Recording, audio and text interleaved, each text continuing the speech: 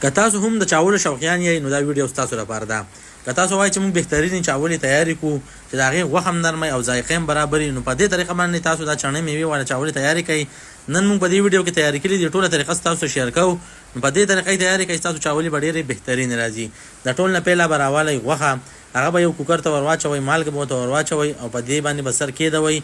دا به بیا په اور کېدوئ تقریبا یوه نیمه ګنټه چې دا غوښه ډیره زیاته نرمه پخه شي. چې کله ستاسو غوښه زبردسته پخه شي نو ستاسو چاولې به بهترین راځي. د هغې نه بعد به دې له بیا راوالی 1 کیلو چاولې، ستاسو مرضي ده که بیا تاسو ډېر هم پخوئ. هغه به پستې کوئ چې په اوبو کې نه چاولې ښه زبردستې پستې شي او وبینځئ. غوښه به وګورئ د دې به اندازه والئ. دې له مونږ 1.5 کیلو غوښه تقریبا راغستې وه. چاولې کمې وې خو غوښه مې پکې ډېره راغستې وه. تاسو 1 کیلو هم استعمالولی شئ. چې کله ستاسو غوښه زبردسته پخه شي نو به راکوزه کوئ.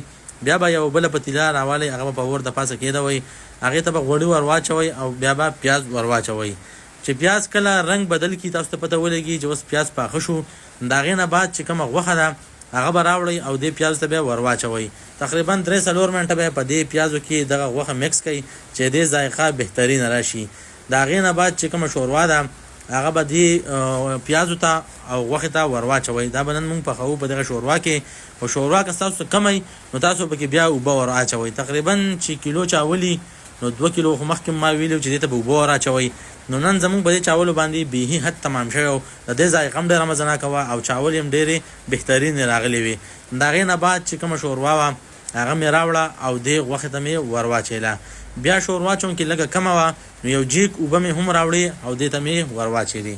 زه خو کوشش کوم چې په ویډیو کې ښه په تفصیل سره هر څه ویم چې ملګري بیا په هغه طریقه باندې چاولې پخې کړي او د هغې چاولې بهترین راشي. که هر قسمه کوکینګي خو زه په دې ویډیو کې تاسو ته هر څه په ډیټیل ویم.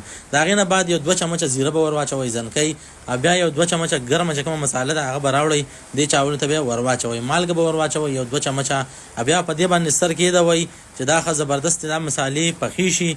د هغې نه بعد سر به ترې رالرې کوئ او اندازه بیا والئ چې په څه پوزیشن کې ده. نو چې کله دا راوخوټ کېږي نو د هغې نه بعد بیا ستاسو چې کومې چاولې دي هغه به راوړئ، دې ته بیا ور واچوئ. نو چاولې مې راوړې او دغه شوروا ته مې ور واچولې. د دې لپاره بیا تاسو چڼې بندوبست وکړئ. دې له به چاڼه پخه کوئ زبردسته. که 1.5 کیلو چڼه تاسو پخوئ او که تاسو پاو هم پخوئ هغه به ښه زبردسته پخه کوئ چې چڼه ښه ټیټه پخه شي ستاسو.